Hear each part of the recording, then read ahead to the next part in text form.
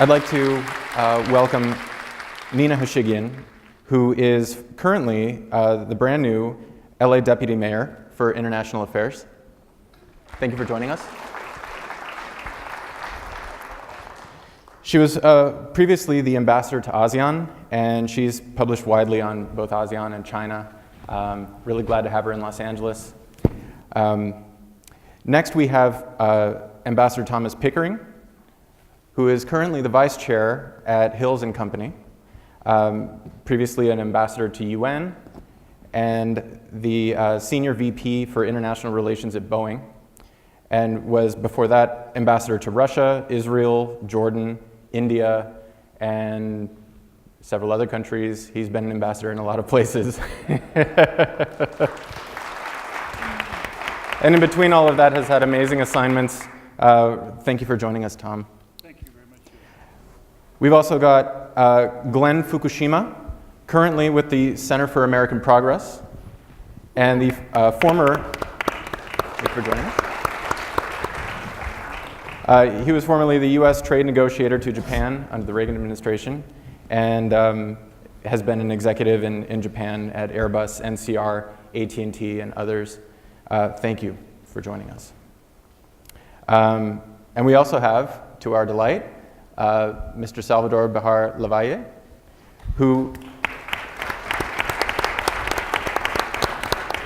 is currently one of the three primary negotiators on NAFTA. He is the Director General for NAFTA Affairs at the Mexican Ministry of the Economy, and we're delighted to have you with us.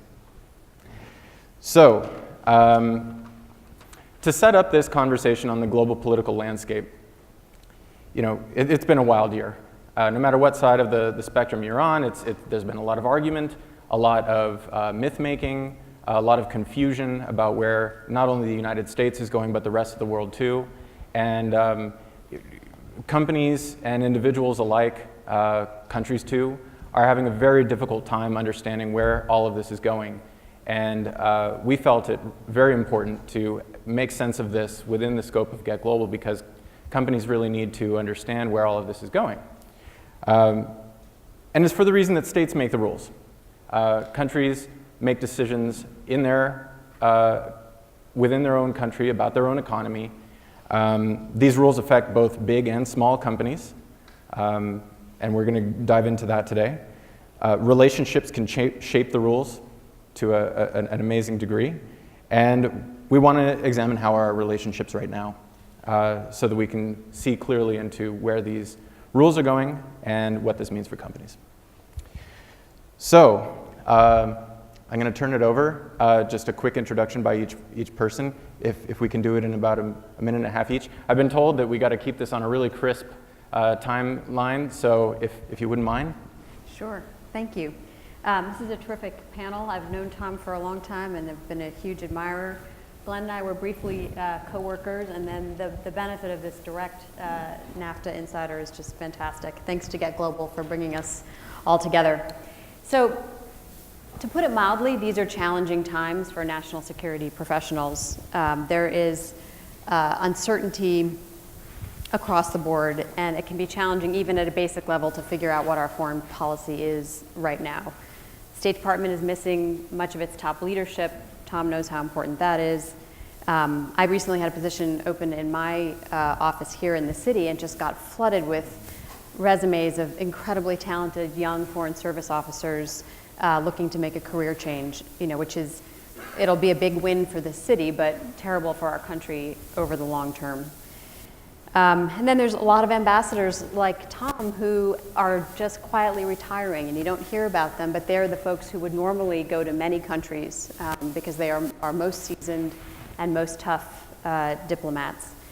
And we are pulling out or threatening to pull out of many consequential agreements with countries around the world, whether it's the Paris Climate Accord, the Iran nuclear deal, NAFTA, not to mention TPP, which never, you know, wasn't was negotiated and finalized, but then dropped. So why should you care about this? I think you should care about this as Americans, because I fear that our position as the unparalleled leader on the world stage is eroding.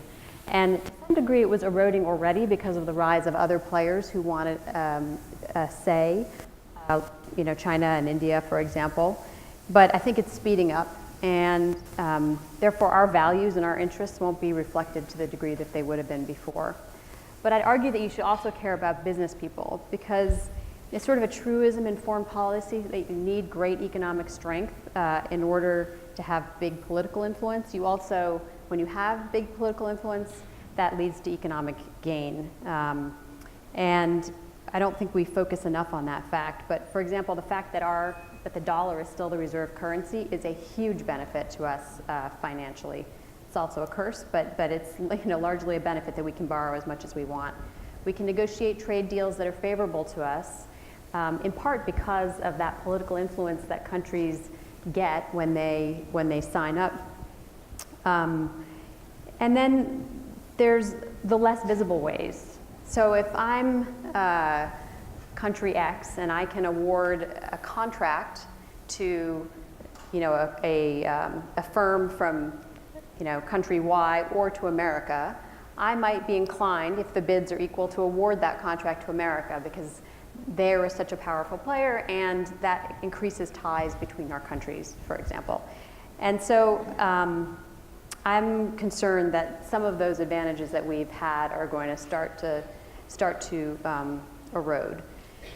And then one final example, when I was in Jakarta, I worked with this Association of Southeast Asian Nations that are making all the rules over time for how the 10 economies in Southeast Asia will pursue their interests. And our companies care a lot about what those rules are, whether it be about cloud computing or environmental standards or whatever it is, medical device standards. And I had a seat at the table and was able to advocate for rules that I thought made sense and that our companies wanted. But that seat has been vacant since I left in January. And so we just don't have the same kind of sway that helps businesses like you or businesses like you want to become down the line. If I may. Yeah. So just finish up. Let me end on one quick good note, which is that Eric Garcetti is fantastic. He is a complete internationalist, and in the city of LA, we're doing whatever we can to make up for the national scene. I promise we're going to come back to all of that. So if we can introduce ourselves very quickly, we've got about half an hour to get through some major topics. Tom? Thank you, Julian, and Salvador, Glenn, and Nina, thank you, and thank you, Nina, for the kind words. Very quickly, I think that we are in a situation where chaos may be an understatement. We certainly have seen grave and different answers to international problems coming not only from the administration, but from within the administration. I think that America first, anti-multilateralism, pro-bilateralism, Trump trade with protectionism, a keen sense of interest in the military to solve all problems are but a few of what I would call the curiosities of the present administration and how difficult it is to run things. It's left us abroad with a declining public and governmental interest in our leadership. It's left us in many ways in a position where people overseas just cannot understand what's happening in the United States, so there's a huge communications gap. There is certainly, I think, a revolution going on against the kinds of ideas that are being put forward, even in a period when we see progressive liberalism under onslaught from native nationalism as a new way of proceeding. But I think in the end, dictatorship as a form of government is probably one of the least attractives, even in situations of extreme concern. So I worry. I come from Washington, so I have a personal direct line into the worry machine. And I am deeply concerned about how long this administration will last. And I'm deeply concerned that it is creating havoc both in the United States and beyond in a geometric progression of events. And I'm afraid that whoever might replace it will have only a linear possibility of, in fact, repairing the damage, and that the damage will have some long-lasting consequences, which I'm very concerned about. Other than that, I'm happy to be in LA and delighted to talk. More from the worry machine. Sure, I'm based in Washington, D.C. I spent about 50% of my time in Washington, about 20% in Japan, and 20% in San Francisco, and 10% elsewhere around the world. But I have to echo what both Nina and Tom have said about the uncertainty that people view the United States with currently. I think that 10 months into this administration, we haven't actually seen a vision or a strategy or clear direction other than undoing what the previous administration has done, whether it's on Iran or whether it's on Cuba or a whole range of issues, climate change, TPP, NAFTA, and so forth. I'd like to dwell a little bit deeper and from a Washington perspective, share with you what I believe are 3 or 4 groups within the administration that we're trying to figure out exactly who will end up determining the policies. One group would be what might be called the globalists, the Secretary of Treasury, head of the National Economic Council, Secretary of State, who come from a business background. And these people, by and large, believe that free trade is a good thing. And they certainly don't, I think, want to have a trade war with China or other countries. There's a second group of military people, head of the Defense Department and National Security Council, and now the Chief of Staff. These are solid military people with a tremendous amount of experience. And by and large, I think they want continuity, stability, and they want to maintain and grow America's role in the world. But then thirdly, there is this group of what some would term America First people who, represented by Steve Bannon, although he's left the administration, I think he still wields considerable influence, and Peter Navarro and Steve Miller and others who have more of a protectionist view of the United States and the view that the United States is being crippled and weakened and taken advantage by other countries. And so there's these 3 groups, and they're kind of debating with each other. And then there's the president. And depending on the day, the president seems to have different views about where to come down on these issues. And he'll say certain things, but then reverse himself the next day, or he'll say certain things, but then not act on them. So I think that is really causing a great deal of anxiety and uncertainty. And I agree with what Tom and Nina have been saying, that it does contribute to the lack of familiarity with respect, reliability that the United States has. And I'd like to, on a final note, say that if you haven't seen the Pew Research poll that was released in June of this year, of 37 countries, comparing their view of the United States towards the end of the Obama administration, their view of the United States 5 months into the Trump administration. Out of 37 countries, 35 have a less favorable view of the United States, and they believe the United States is less reliable, and only 2 exceptions, one being Russia, one being Israel. But with the exception of those, and Sweden being the example where the favorable rating towards the United States last year was 90%. It's now 10%, so 80% decline. But anyway, that's kind of a reflection of how we're being viewed in the world right now. So I'm also very concerned. Too bad they can't vote.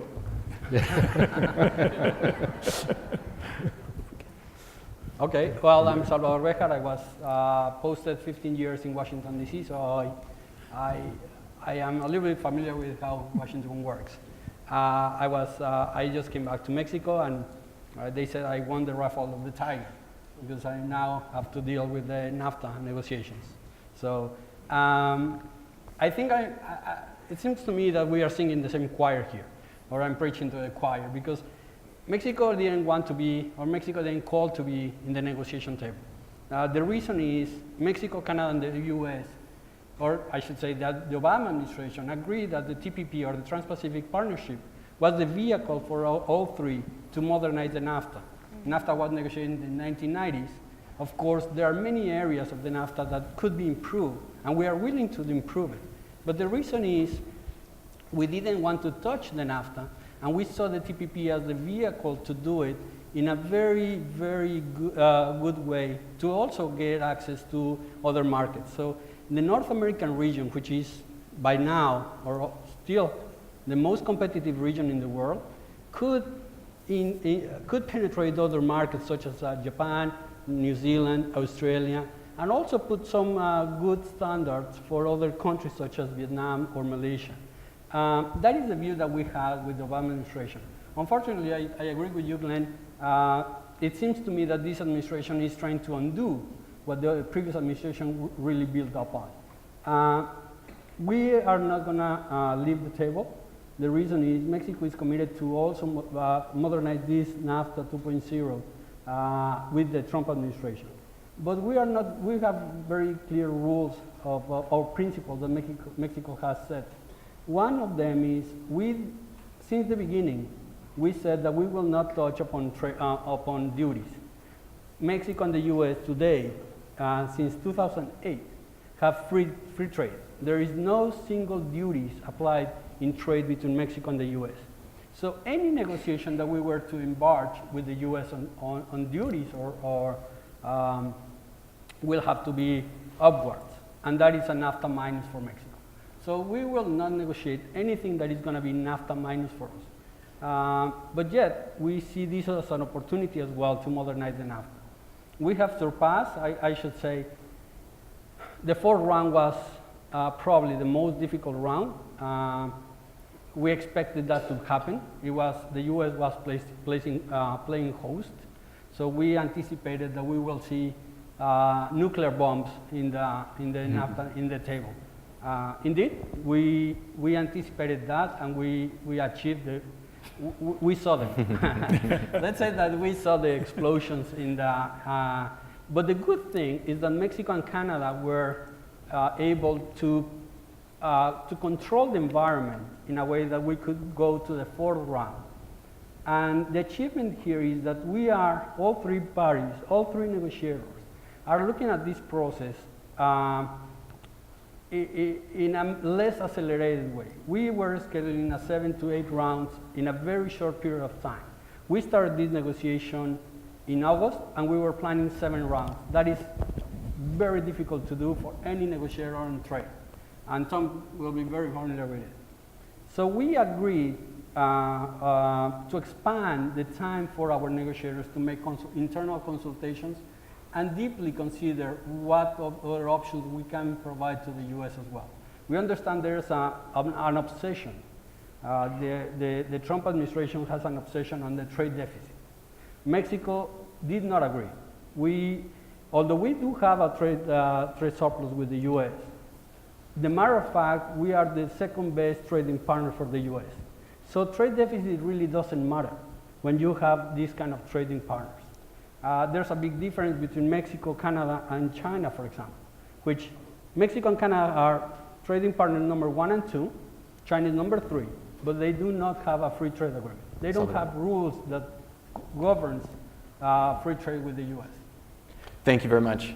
All right, so we've got a lot to move through. I think I understand that there's a lot of similar feeling, and sorry to cut you off, but we've got a lot to get through. So in order to do this, I think maybe responsibly or be a little bit provocative, not because I have any sort of partisan belief, I don't really, but I'm gonna take the devil's advocate role here. I'm hearing concern about the international order, I'm hearing concern about trade, I'm hearing concern about America's relationships. We're a year in, a lot of these trends have been cooking for a while. Markets are fine, business is fine, so what? What's going on? Why should any of us care? Let me take a crack on this. But we need to keep our answers very succinct. There was, 2 days after election, after Inauguration Day, there was a press conference by Speaker of the House and Chairman of the Senate prior to going to Philadelphia. And after the press was firing out against the use of Twitter and everything, there's a phrase of Speaker of the House Ryan saying, listen guys, we have a very unpredictable president and we all need to learn about it, how to live with this, right? That is the quote. Well, markets, when President Trump came into power, the exchange, the best exchange went from 1840 to 2240. So if anyone has a question about Mexico manipulating currency, forget it, we do not. No currency manipulation can go from 1840 to 2240 without manipulation. So, but the truth of the matter is markets have learned. And we all are learning how to deal with this. Yeah. Markets now do not respond to Twitter, for example. I know that Glenn has a great answer on this. So you're a beef Okay, so on TPP, here? for instance, as a result of the president pulling out of TPP on 23rd of January, a number of American companies have been negatively affected. In particular, there's one that I think is kind of symbolic, and that is the import tariff on US beef into Japan is 38.5%. The import tariff on Australian beef into Japan is 27.2%. The reason for the difference is that Japan and Australia have a bilateral EPA, Economic Partnership Agreement. Under that EPA between Australia and Japan, that 27.2% is going down to 19%, which means that Australia will have 19%, the US will be 38.5%, double, more than double. If we had stayed in the TPP, the tariff would have been eventually 9% for both countries, that is both the United States and for Australia. Therefore, the US beef exporters are extremely concerned, and I think they're beating on Bob Lighthizer door right now to try to get a better deal for the United States with Japan than Australia. But the Japanese are obviously resisting, saying, well, you guys pulled out of TPP, it's your problem. And as far as the bilateral is concerned, we'll talk with you later. And since the US is focused on NAFTA and then probably on the chorus with Korea and perhaps with China, probably the negotiations with Japan are going to be on the back burner. Therefore, I predict that the US beef exporters are going to be there for quite a while with this differential disadvantage. And you can say that for a number of other industries as well. So very clearly, one country's companies are going to have an unfair advantage against another simply for these decisions that have been made. Tom? Look, taking this at the biggest level, there are two things that I think are extremely important. One is that in a situation of political chaos, to expect the market and indeed the world financial and economic conditions to continue along simply splendidly is a triumph of hope over reality. We are now in that zone of triumph of hope. International financial people tell me that we are in a bubble, that the US is a particularly acute form of the bubble, that it's fascinating to them that the usual market indicators of bad prospects ahead are not showing, that the market has priced some of Trump in and some of Trump out. I think in expectation of taxes, in expectation of chaos and uncertainty on both sides. So my view is that we're in that wonderful state where the man who jumped out of the Empire State Building going past the 26th floor said everything is really splendid. So far. Just to add a little bit, I mean, based on real estate prices here in Los Angeles, I would say we're definitely in a bubble. But the other piece of this is that we've been lucky so far that we haven't hit a crisis not of our own making. And that will inevitably happen. I don't think there's been a presidency where we haven't dealt with some major external crisis. And unfortunately, from what I can see, there are not the processes within the White House right now to make difficult, fast choices about how to respond to that. And I think it could be very dangerous. I hope that doesn't happen, and I hope we just go sailing along and we never hit the sidewalk. But I don't, in my heart, don't believe that it can continue like this. And you were our representative to ASEAN, and most folks, don't really know much about how ASEAN works, what its goals are. But you were there arguing for the American government and all of its various stakeholders, including companies. What does it mean to companies to have someone like you there? Folks working in data, for instance, or financial services, anyone doing anything in the cloud? Right. Well, I mean, I met with those companies all the time and was able to, find ways of explaining their point of view to various ASEAN officials, across in all the 10 countries, and that made it more likely that the policies adopted would be ones that made sense both for small businesses in those countries and for our American businesses. But I'd point out that the other thing that ASEAN does is it hosts the East Asia Summit, which is a gathering of 18 countries, the 10 ASEAN countries plus the biggest of all the Asian countries. And that's going to happen in Manila in a few weeks' time. And there's, I hope, a false rumor that the President of the United States is not going to go. But that's where we set the agenda and where we were able to get across the point of view on very important security topics like North Korea, for example, or in my first year, Ebola. So that's where we're able to kind of rally other countries to deal with important matters, and I hope our president goes. So we saw the binary options with having TPP or not having TPP and the effect of tariffs and things like that on American exporters. What happens if something crazy happens to NAFTA? What will happen to American companies? I talk to folks all the time, even medium-sized companies, even folks in large companies. They don't know that Canada and Mexico are our top trade partners in terms of outbound exports. So what is it that'll happen if, will we get NAFTA if there is no NAFTA 2.0? Will there be a retraction from NAFTA? What's on the menu? Let me take this one. Or what you see. What will happen short of NAFTA? The truth of the matter is roughly 50% of the bilateral trade relationship between Mexico and the US happen within NAFTA. The other 50% doesn't use NAFTA preferential treatment, for example. And let me go back to the comment from Glenn about what will happen to companies such as the US beef sector. That will happen also to the auto sector. Remember that Ford announced a $1.6 billion investment in San Luis Potosí in Mexico. And that will reinforce the competitiveness of Ford, not only in Mexico, but regionally. So when we do export, the US is exporting too. 40% of all our Mexican exports are US content.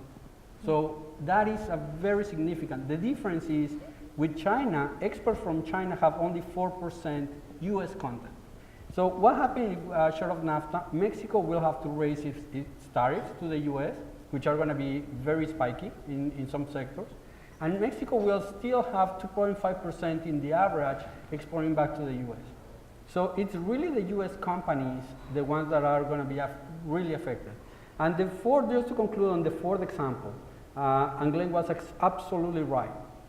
Ford ended up having moving their facilities or the $1.6 billion investment to China. So who won? No one won. It was that issue in the Mexico, earlier part of the nor year, yeah. So when Ford was in the news, and then they made a Yeah. decision subsequently, yeah, right. So they ended up in China, and neither Mexico nor the US win. And the other thing, too, that's important is on this TPP example, I forgot to mention that the fact that the U.S. has withdrawn from TPP actually accelerated the EU and Japan reaching agreement on their economic partnership agreement, which means the EU is going to be advantaged over the United States. For instance, wine exporters. The wine from Europe will have a lower tariff than the wine to Japan from the United States. Do we have much information on what that means to competitive products? So how much more expensive one would be against another?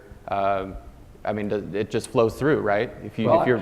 Let me take on that one again, and I will tell you, for the U.S. market in the auto sector, just because producing with Mexico, the cars in the U.S. cars are $4,000 to $6,000 cheaper. Glenn? It's very important. We talked about this on the way in.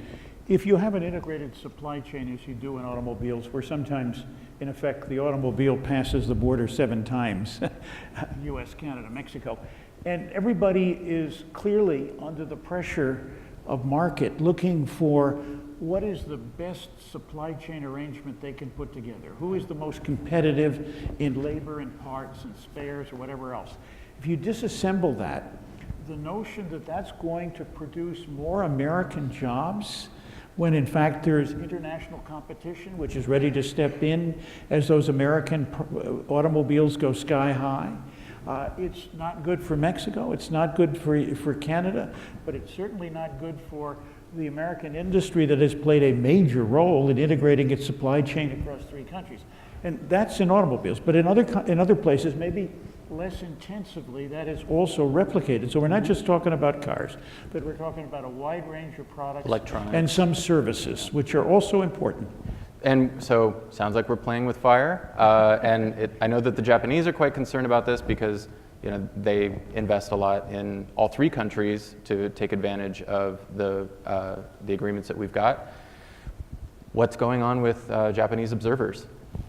Well, we have a next session on Japan. We've got to go in this. Well, detail. I wanted, while we've got Salvador here. But they're watching NAFTA very closely, obviously, because it's Right. going to affect the Japanese auto industry.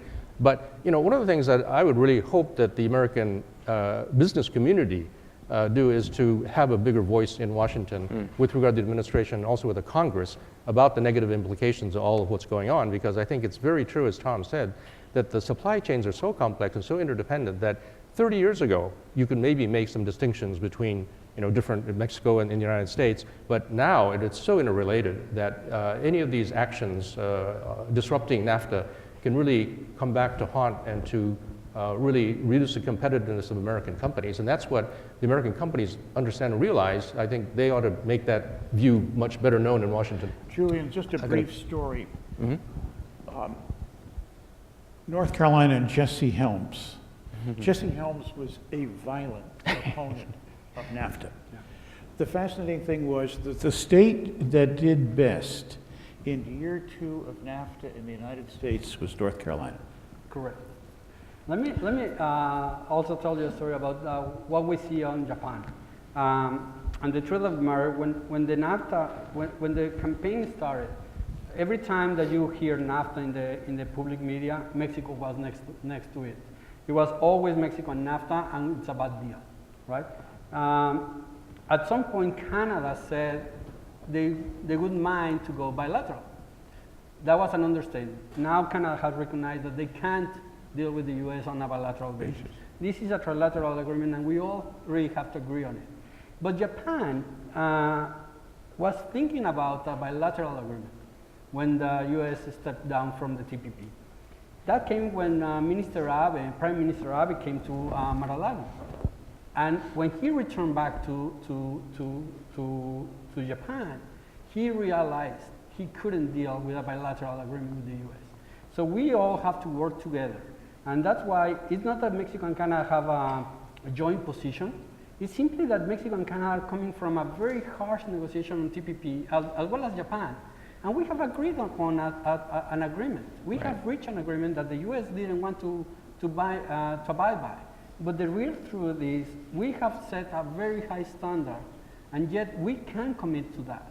That's why Mexico and Canada, not that we are in synchrony, but certainly we share the same position. Okay. And so to also get back to sort of TPP and many of the countries that were involved in it, Southeast Asia.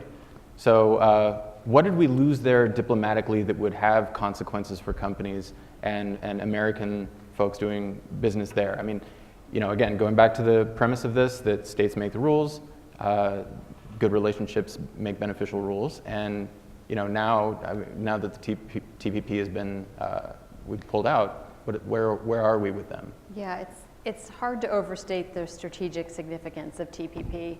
I mean, we really reinvigorated our leadership in Asia, and in large part because of TPP, and because we were showing leadership, and we were bringing everyone else along with us, and we were raising standards, and it was not a perfect agreement, I'm sure, but it would have done a lot of good for businesses here, but also on the environment and on human rights and on workers' rights and all these things that we also care about as a country.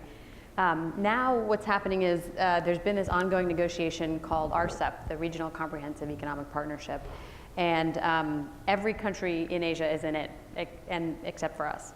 And my expectation is at some point that's going to go forward. It's not a very exciting agreement. It's kind of low standards, but easy to pass. Easy to sign on to. It's still not easy. And there's difficulties in the negotiations. It's still not easy to do. But the point is, we're not in it. And in Asia, economic deals and trade agreements are the strategy. They are the strategic, essence. So we lost a tremendous amount. And Tom, you spend a lot of time talking to companies at Hills and Company. So when you meet with folks, to what degree do you feel that they really understand what the United States has done in all of its negotiations to make a web of positive gains for the United States? I think that the answer to that is they do, but not enough. and they are being slow to move to action.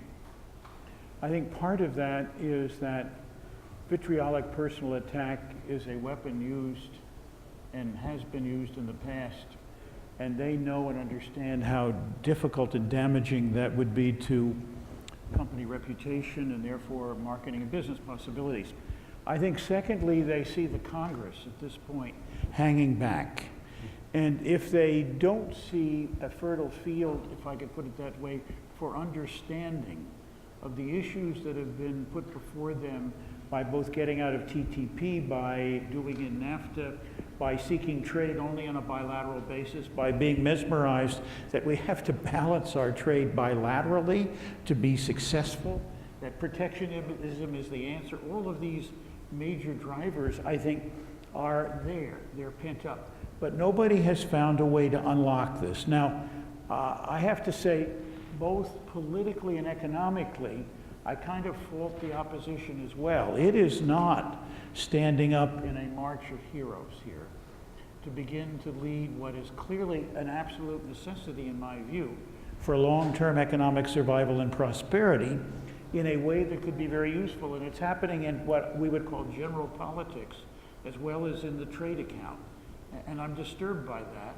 I don't know how long suppression can work, but it is a kind of suppression. And I don't know how long, in fact, we can avoid it. I think to some extent, unfortunately, Salvador, it falls on your heads and on the Canadians to be able to find a way to do the stimulation in the American economy, hopefully through partner companies, hopefully through a way that doesn't identify this as, well, this is only in Mexico's interest, this is only in Canada's interest, why should I do it? So it needs a careful game plan. It needs all of us who feel this somehow to think about how to do this, and it needs some coordination and syncopation rather than each of us talking quietly to members alone or to others in the administration who can have an approach here. So it sounds like we've got, alarms sounding. But and we have extreme deafness. Yeah. But at the same time, when we think about it, what would the alternative be? We see people coordinating amongst themselves. Yeah. Mexico, of course, has negotiated a tremendous number of trade agreements with other countries, and including multilateral agreements like the Pacific Alliance. So people are doing their own thing. But to look at the international order and the international economic order, there would have to be something else that would replace it. So if it keeps going on like this, what can we expect? Will something else supplant the current order? Is there anything else to come? Einstein said to keep on doing the same thing and expect a different result is a definition of insanity. So in fact, I think it's got to change. I mean, we've just seen the close of the Party Congress in China, and their position has shifted radically. They are no longer I forget exactly what the expression is, but hiding or biding or whatever. They are now very forcefully wanting to be, a big leader on the global stage, and they have lots of money that they can spend on various infrastructure projects, and I imagine that they will play an increasingly influential role. OBOR is a perfect example. That's right. Well, let me share my view of this, and probably it's more on a personal rather than official view, but this is the upside down world. The U.S., which was the most opening fair trade vehicle, which is GATT 47, GATT 90, GATT 86, WTO 95, and yet the Doha round, which is still in coma, but TPP as a last vehicle. Now is the upside down. The U.S. seems to be collapsing and looking for protectionism, while China, for example, just recently announced that they are going to be looking to achieve new trade agreements with other countries. Brazil is opening their market. Mexico is negotiating with them. Mexico is negotiating with Brazil, with Argentina, with Europe. We are deepening our relationship with Europe, and there's a commitment to conclude that deal by the end of the year. We are negotiating with EFTA as well, and we are still working on how we preserve TPP -1, and how we work with the Pacific Alliance. So this is the upside down world. So if you're a company, don't have the experience that this panel has, you've read the news, you try to stay on top of things, what's your advice on how to think about these phenomena? How do you make sense of it and make sound decisions based on opportunities and risks in today's climate? Again, going back to the premise that the states make the rules and relationships affect states. Well, What's your advice? Companies obviously Make have to great adapt to the changing circumstances, but I do go back to my earlier point, how important it is for companies to have their views known, whether it's in state legislatures or in the federal Congress or in the administration and in the mass media as well. I think, frankly, I have to say that although I was supportive of the Obama administration, I think in the first term of the Obama administration there was not enough emphasis on trade.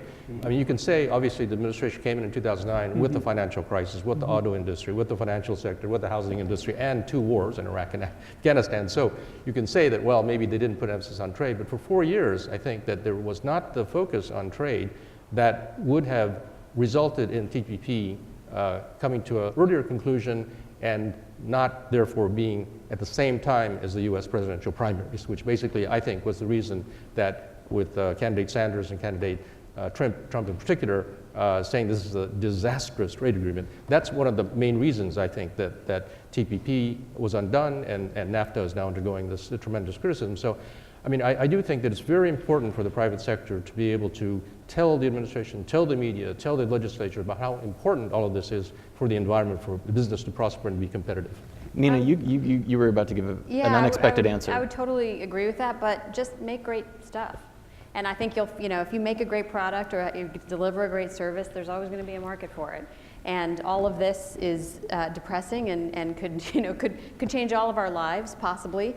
On the other hand, I think in this country and in others, if you're making something that people want, hopefully this will not stand in the way. Yeah, Frank Lavin said I think we ought to also look at stand up for what you believe. Yeah. Absolutely.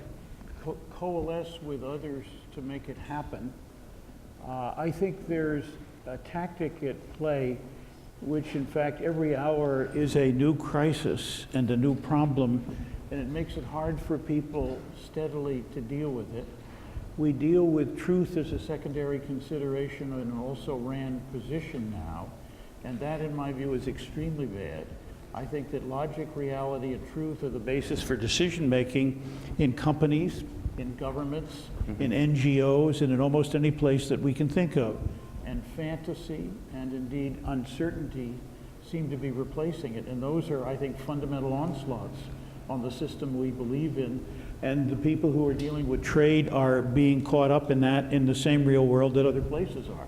So I think we have to find a way to organize and stand up for that. I admire the chamber. I admire Tom. He said some things in Mexico City that he should have said probably in Washington as well. It's important. I think he's going to say that soon. Yeah. Well, I agree with Tom. I think that there was a very low reaction. The U.S. industry didn't react on time. They had the chance of working on TPP at some time, and they lost that ship. That ship departed. I think that now the U.S. industry, particularly, for example, I'll take 2 examples. The U.S. auto industry said, do no harm. They were the first using that phrase, saying to the U.S. administration, do not harm to the U.S. industry that is working hard to be competitive. The second statement, that they raised the bar and said, do not touch. They issue a trilateral statement, Mexico, Canada, and the U.S. industries, all together saying, please do not touch us. And yet, the U.S. administration put forward in the round 4 a proposal that is completely disruptive. And now, the industry, all together, Mexico, the U.S., and Canada are working together. Actually, the U.S. industry has put forward a coalition. And I should say there are at least 3 coalitions up to now that are working to defend the NAFTA. So I think to round this out, subliminal, unfortunately. Yeah. To round this out, good information. Thanks. It sounds like to pull this all together. I mean, on the one hand, I've heard it from Nina, and then a former Undersecretary of Commerce for International Trade who spoke with us last year, Frank Lavin, he said, look, French are always going to want America's best products. Canadians are always going to want that stuff. The CMO of Unilever said at Davos, he said, people are always going to need soap, they're always going to need tea. But I think, keeping an eye on these things, and certainly for industry to be engaged, and it happens through NFIB all the way up to US Chamber and all the rest of them, that they have a voice in Washington. And as someone who spends a lot of time in Washington myself, with no institution backing me, I can say congresspeople do listen, and it's important to lobby yourself.